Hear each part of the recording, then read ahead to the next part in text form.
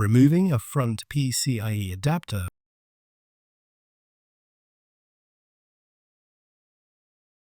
Remove the top cover. Remove the front riser assembly.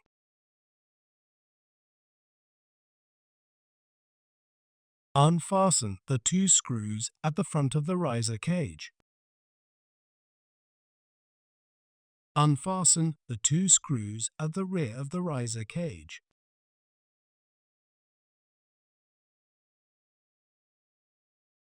Remove the side support bracket from the riser cage. Unfasten the screws that secure the PCIe adapter.